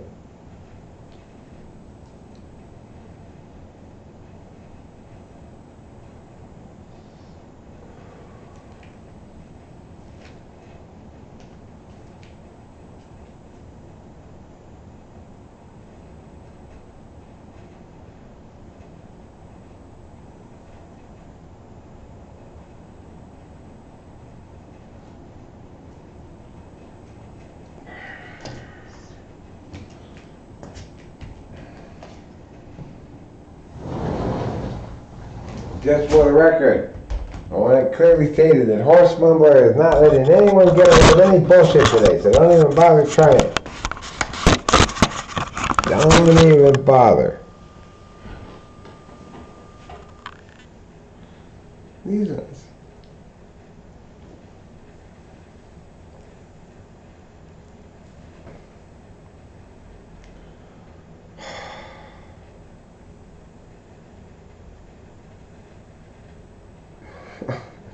Okay, Horse Mumbler.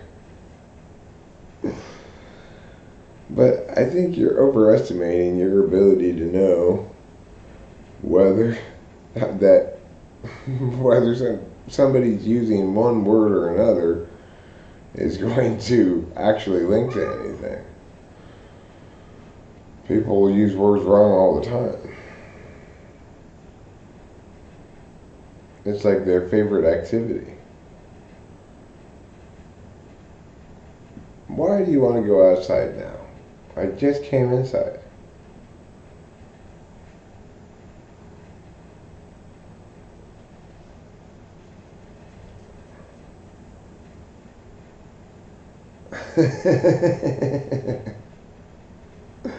I never dance words wrong, ever.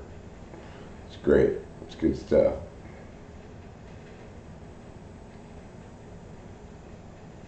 Guess what I just took your lunch break to pick up? Drugs? For me?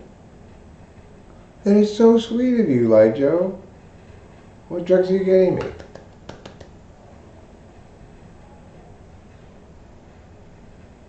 Oh, I am so jealous. I'm going to have to go yell at my CVS.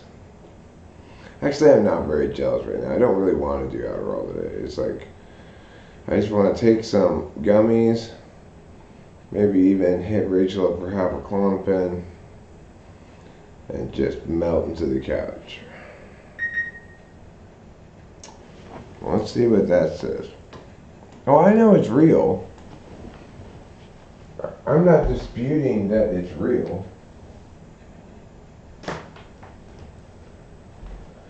But it doesn't matter if it's real because my CVS fucked up by lying to me, and therefore I will beat them over the head with it until they give me my drugs.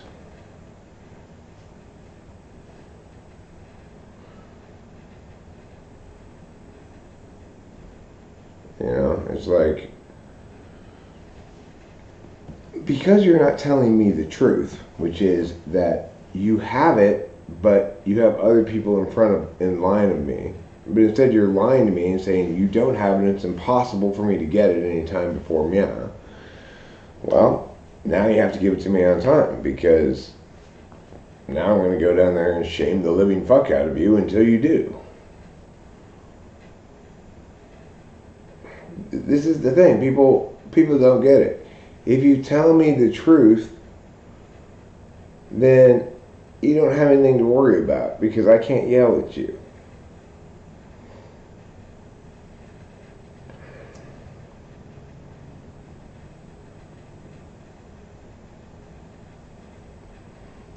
If you lie to me and you're some kind of business or whatever, I don't like that. I don't like that at all.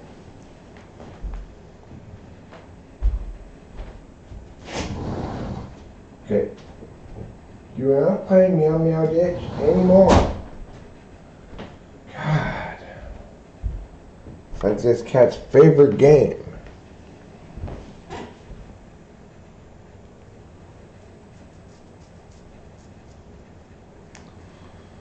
Well, I'm an SI type, so I remember all of their lies. And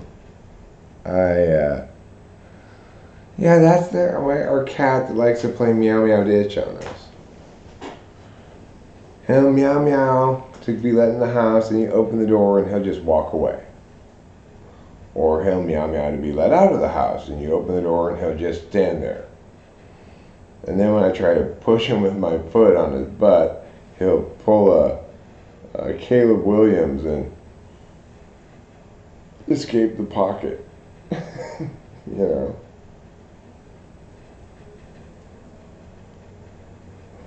No, he likes to make me open and close the door. It's like one of his favorite activities. Now open the door. Now close the door. Now open the door. Now close the door.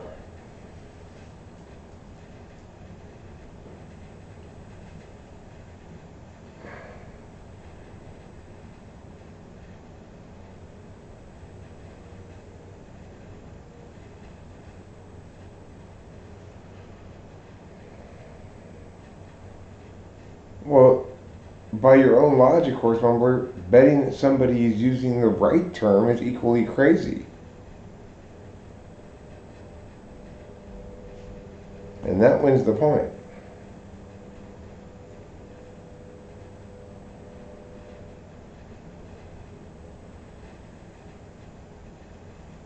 I mean, people who are trying to sell bullshit are going to use the word that makes it sound like not bullshit, right?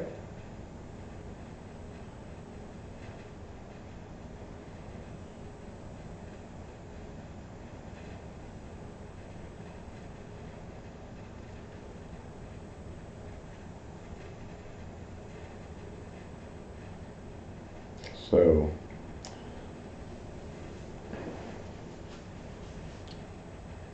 now you're pretty much out of options here. Checkmate.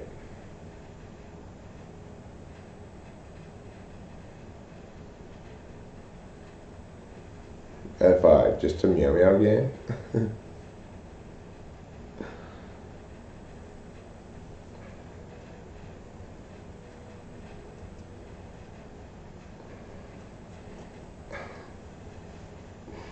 But yeah, I really do like the expression meow meow ditch to describe what our cat does. It's a good time. I'm fond of it.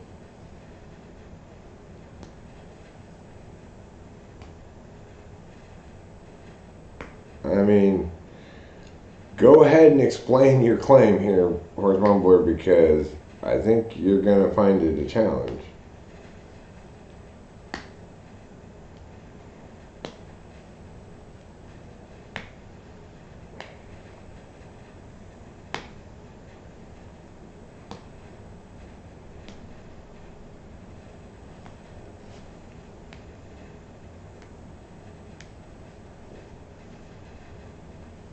Yeah, meow meow ditch is my favorite term since hashtag no dry bites.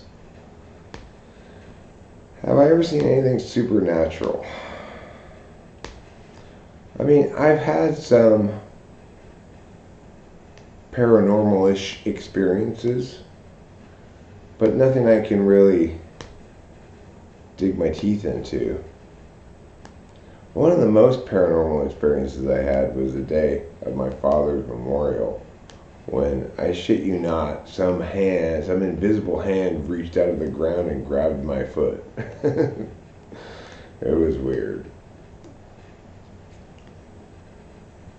Or that owl. That was really weird.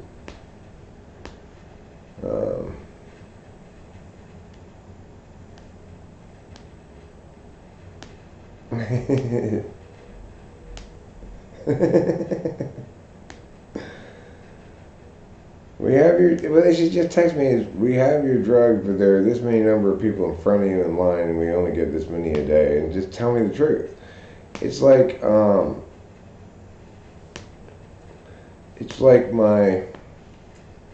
phone provider, which is I guess now T-Mobile, was Sprint, or vice versa. They tell me I need to upgrade my that card that goes in there. What's it called?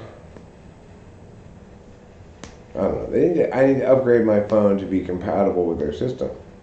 So I said, when they told me this like 9 months ago or something, I said, okay, well, when will my phone stop working? And they told me the end of July. My phone's still working, right?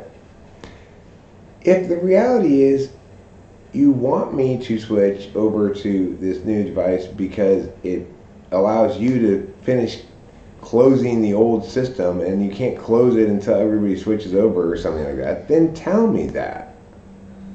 And then I'll be cooperative, right? Instead, I ask you a direct question, when's my phone going to stop working? You say the end of July, and I say naturally, well, I'll deal with it then.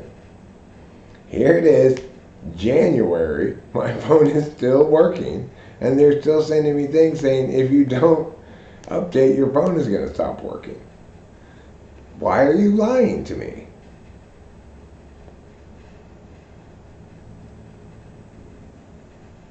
No, horse mumbler. If I assume that because you use the word Molly or MDMA, that the drug you're selling me is pure, and that if you use the word ecstasy, the drug you're selling me is impure, in both cases, I'm taking the same gamble. That's just all there is to it. There's no way around that.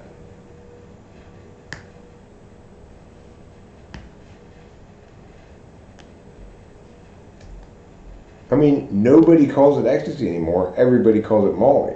Does that mean that all Molly is pure? That you always get real MDMA when you get it? No, it doesn't mean that. So, there you go.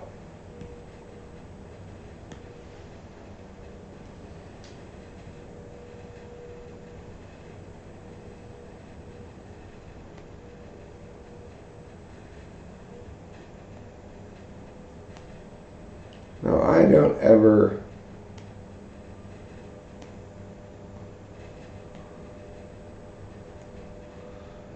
ever go deal with things on the phone or online like this. I always go down there because that's how you get things done. That's how you get things done. I don't want to cooperate with them telling me how they can't give me my drugs. I want to go down there and make them give me my drugs. And I will. They always lose. They try every month and they always lose every month. But they keep trying. They seem to get the message that you can make other people wait for their drugs, but not Eric. Maybe that's being selfish of me, but it's their fault for lying to me. If they didn't lie to me, I wouldn't be able to go down there and bully them.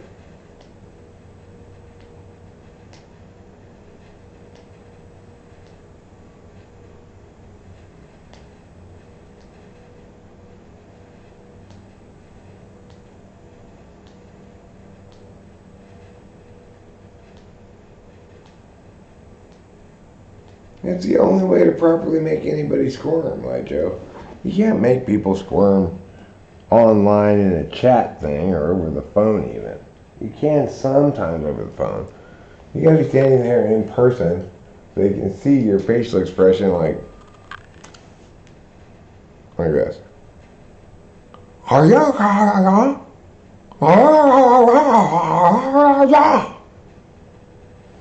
Then they know. Then they know they're in trouble.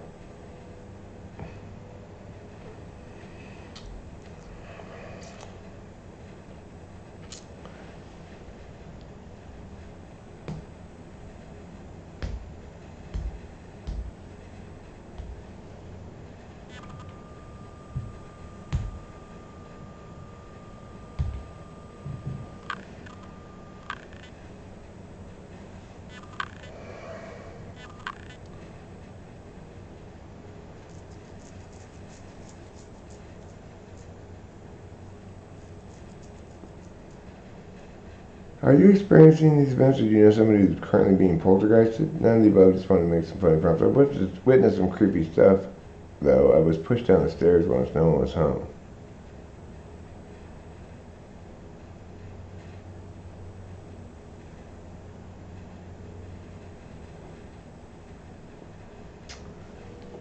That's gross.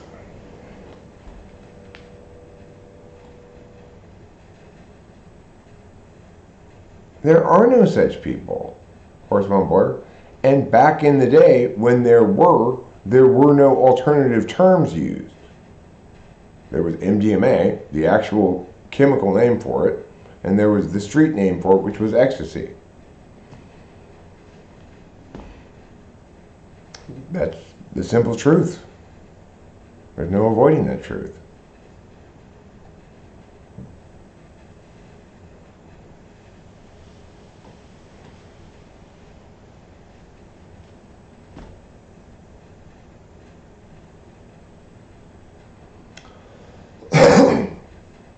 I didn't fall down the stairs. I was pushed by a ghost.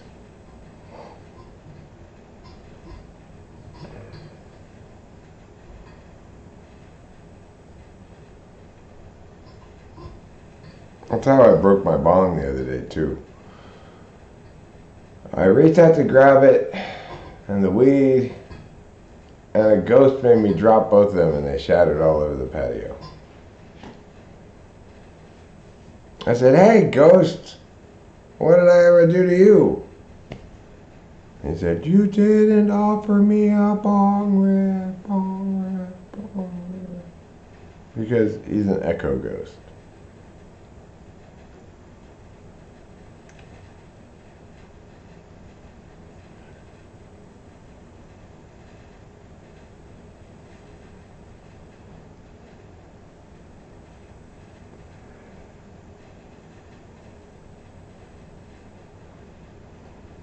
Well, sure, but that same rule applies regardless of what name is being used. Right? It does apply, regardless of what name is being used. So it's non-unique to the name, and that's why you're wrong.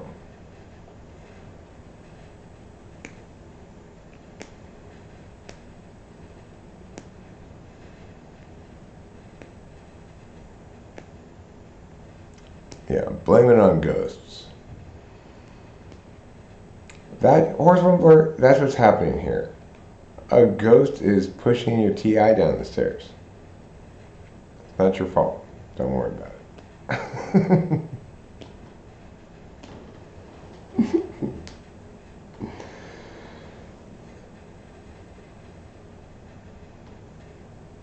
Because now you're trying to shift your advocacy into something that had nothing to do with the names, which is your whole point in the first place. So, sorry.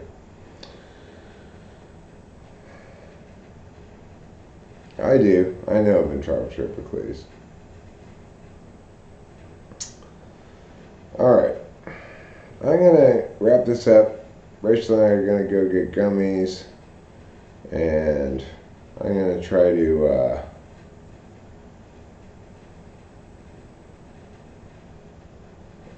you know what, Janine L? Rachel and I stayed at a hotel, the Doubletree Hotel here in Monrovia. It had such slippery pathway stones that they wouldn't let you enter into the main doors of the hotel because it was raining. You had to go into the side door. That's how slippery everything was. Whoever chose those paving tiles was a fool. A damn fool, I say. Anyway. Damn fools notwithstanding, I will bid you all a very fair and fond adieu as Rachel and I go to acquire 3 more tins of gummies, if they have any more of the kind that we got last night, which I don't think they do, because we got 4 of them yesterday, and I think they only had 1 left, but maybe they've restocked. And then come back here, maybe take half a Clonny. I'd like to take a bath, watch a little TV, maybe pre-game a little bit tomorrow's Rexual Renter course. since Rachel's still closed for one more day. Alright, goodbye everybody. I love you. Don't forget to eat plenty of cheese. If you do, eat twice as much tomorrow.